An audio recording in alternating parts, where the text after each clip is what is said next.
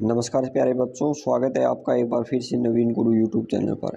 तो हरियाणा में 10वीं और 12वीं का रिजल्ट है वो जारी हो चुका है और 10वीं और 12वीं के बच्चों ने अच्छे खासे परसेंट के साथ 10वीं और 12वीं पास की है। तो वो बच्चे इंतज़ार कर रहे हैं कि हरियाणा में स्कॉलरशिप के फार्म कब से शुरू होने वाले हैं। तो उन बच्चों के लिए बड़ी खुशखबरी है और 3 बड़ी स्कॉलरशिप है, जो बच्चे हैं वो फार्म भरकर अपने जो स्कॉलरशिप है वो ले सकते हैं। तो क्या बड़ी अपडेट है इस वीडियो में आपको बताने वाला हूँ। वीडियो को ज़्यादा से ज़्यादा लाइक और शेयर ज़रूर करें। चैनल पर पहली बार आएँ, चैनल को सब्सक्राइब ज़रूर करें, क्योंकि जो भी स्कॉलरशिप के फार्म होते हैं वो चैनल पर मैं समय समय पर डालता रहता हूँ, तो चैनल को सब्सक्राइब ज़रूर कर लें। तो सभी बच्चों के लिए सुनहरा मौका है, क्योंकि बहुत से बच्चों को पता नहीं चलता है कि जो स्कॉलरशिप के फार्म निकलते हैं वो कब भरे जाते हैं और वो स्कॉलरशिप ले बिना रह जाते हैं। तो 3 बड़ी स्कॉलरशिप निकलती है सभी बच्चों के लिए। तो कौन कौन कैटेगरी के जो अप्लाई कर सकते हैं इन 3 स्कॉलरशिप को, कितनी परसेंट आपके नंबर है वो होने चाहिए, और साथ में बताऊंगा कि डॉक्यूमेंट क्या क्या चाहिए, किस प्रकार आप वो घर बैठे अप्लाई कर सकते हैं।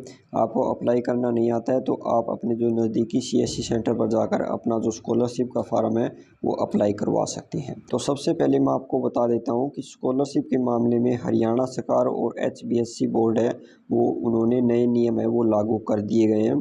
तो नए नियम के कारण जो बहुत से बच्चे हैं वो फार्म भरने से वंचित है वो रह सकते हैं। ये जो स्कॉलरशिप होती है वो कैटेगरी के आधार पर और जो आपकी 10वीं 12वीं में जितने परसेंटेज आए हैं उनके आधार पर आपको है वो दी जाती है। अब मैं आपको बता देता हूँ कि जो नए नियम है वो क्यों लागू किए गए हैं, क्योंकि मैं पिछले 2-3 सालों से देख रहा हूँ कि जो स्कॉलरशिप है वो फार्म निकलते हैं उनमें जो नए नियम है वो लागू कर दिए जाते हैं। ये नए नियम लागू क्यों होते हैं, क्योंकि जो 10वीं और 12वीं का रिजल्ट जैसे जैसे अच्छा आता जाता है उसी प्रकार जो उनको बच्चों को जो है स्कॉलरशिप है वो देनी पड़ती है। सभी बच्चों को स्कॉलरशिप है वो देनी पड़ती है। इसी कारण से जो सरकार ने और बोर्ड ने जो नए नियम है वो लागू की है, ताकि जिन बच्चों के अच्छे परसेंट है उन्हें ही स्कॉलरशिप मिल सके। तो मैं तो चाहता हूँ कि सभी बच्चों को स्कॉलरशिप मिले, जो गरीब परिवार से हैं उनको जो स्कॉलरशिप है वो ज़रूर मिलनी चाहिए। अब मैं आपको बता देता हूँ कि कौन कौन सी स्कॉलरशिप के लिए आप अप्लाई कर सकते हैं, कौन कौन सी स्कॉलरशिप है वो निकलती है।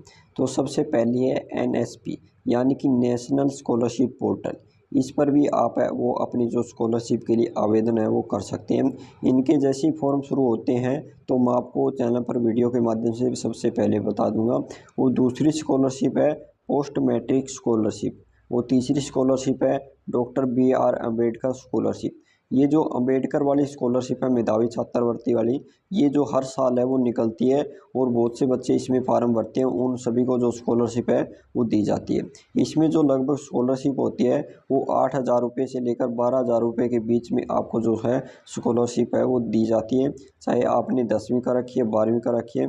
इसमें एक कंडीशन है, जो बच्चे जनरल कैटेगरी में या BC कैटेगरी में आते हैं वो केवल 10वीं बेस वाली जो स्कॉलरशिप है वो अप्लाई कर सकते हैं। जो बच्चे SC कैटेगरी में आते हैं वो 10वीं पास और 12वीं पास दोनों स्कॉलरशिप है वो अप्लाई कर सकते हैं। अब मैं आपको बता देता हूँ कि इन स्कॉलरशिप में आपके जो डॉक्यूमेंट है वो क्या क्या लगने वाले हैं।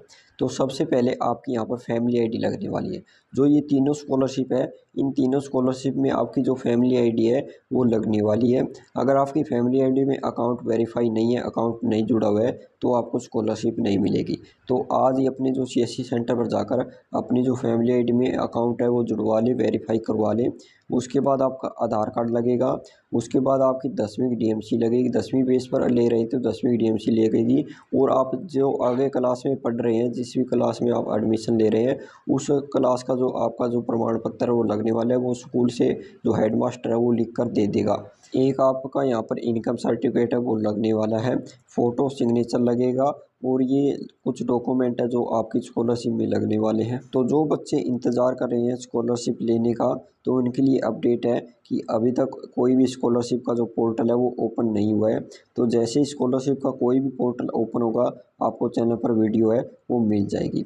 तो ये डॉक्यूमेंट मैंने आपको बता दिए हैं, कौन कौन सी स्कॉलरशिप होती है वो भी मैंने आपको बता दी है।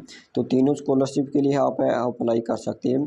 और परसेंटेज है मैं आपको बता देता हूँ कि अम्बेडकर वाले में आपको क्या है कि 75% है वो होने चाहिए अगर आप ग्रामीण इलाके से हैं, 10वीं पास कर रखी है। और एससी कैटेगरी से उनके 60% से ऊपर होने चाहिए ग्रामीण इलाके के लिए। और जो बच्चे शहर में रहते हैं उनके लिए क्या है कि जिनके 65% से ऊपर है एससी कैटेगरी के, तो वो अप्लाई कर सकते हैं।